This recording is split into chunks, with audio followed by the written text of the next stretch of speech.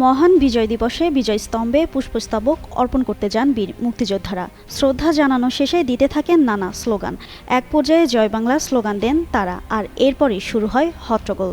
গেল মঙ্গলবার সকাল ৯টার দিকে পাবনার ঈশ্বরদী পৌর শহরে এ ঘটনা ঘটে। জানা গেছে, পুষ্পমাল্য অর্পণের পর বীর মুক্তিযোদ্ধারা জয় বাংলা স্লোগান দেন। স্লোগান শেষে সেখানে উপস্থিত এক ব্যক্তি বীর মুক্তিযোদ্ধার সন্তানকে ধাক্কা দেন। এ নিয়ে তৈরি হয় উত্তেজনা। এক পর্যায়ে ঘটে মারধরের ঘটনা। এদিকে মুক্তিযুদ্ধকালীন ঈশ্বরদী অঞ্চলের কোম্পানি কমান্ডার কাজী সদরুল হক সুধা বলেন, বীর মুক্তিযোদ্ধারা জয় বাংলা স্লোগান দিতেই পারেন। জয় বাংলা স্লোগান কোনো রাজনৈতিক দলের নিজস্ব স্লোগান না। এই স্লোগান মহান মুক্তিযুদ্ধের স্লোগান। মারধরের ঘটনায় তীব্র প্রতিবাদ জানান তারা। আর ঈশ্বরদী সার্কেলের অতিরিক্ত পুলিশ সুপার প্রবণ কুমার বলেন, বিজয় স্তম্ভে জয় বাংলা স্লোগানের বিষয়টি শুনেছেন। এ নিয়ে বড় ধরনের কোনো ঘটনা ঘটেনি। ঘটনাস্থলে পুলিশ মোতায়েন রয়েছে। এ বিষয়ে কেউ অভিযোগও দেননি বলেও জানান তিনি।